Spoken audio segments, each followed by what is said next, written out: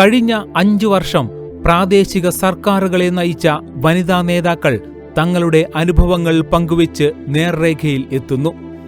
അധികാരത്തിലെത്തിയ ആദ്യ ദിനങ്ങൾ എങ്ങനെ? ഭരണചക്രം തിരിച്ചപ്പോൾ നേരിട്ട പ്രതിസന്ധികൾ എന്തെല്ലാം? അധികാരത്തിന്റെ പടിയിറങ്ങുമ്പോൾ മനസ്സ് എന്തു പറയുന്നു?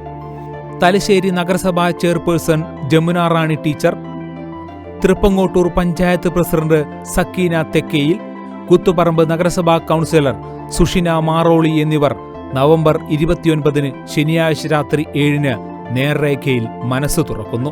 നമ്മളെന്താന്ന് വെച്ചാൽ നമ്മളിരിക്കുന്ന ഇടത്ത് അവിടെ രാഷ്ട്രീയ വ്യത്യാസങ്ങൾ ഇല്ലാതെ തന്നെ നമുക്ക് കിട്ടുന്ന ഫണ്ട് പൂർണ്ണമായിട്ട് 53 നേരത്തെ 52 വാർഡുകളുണ്ട്.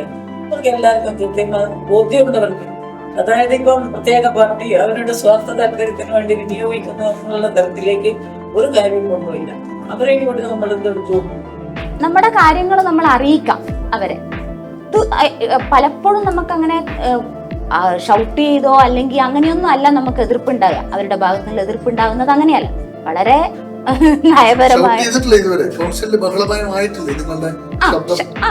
ഷൗട്ട് ചെയ്യാറുണ്ട്. അങ്ങനെയല്ല, തിരിച്ചുള്ള അവരുടെ മറുപടികൾ വളരെ മയത്തിലായിരിക്കും. നമ്മുടെ പഞ്ചായത്ത് ഭരണസമിതി ഒറ്റക്കെട്ടായി പ്രവർത്തിച്ചു.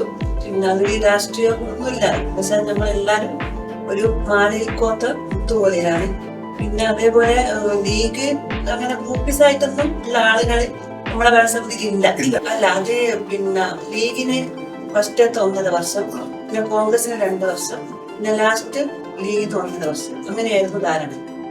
നമ്മുടെ വനിതാ ഭരണാധികാരികളുടെ മനസ്സറിയാൻ കാണുക നേർരേഖ.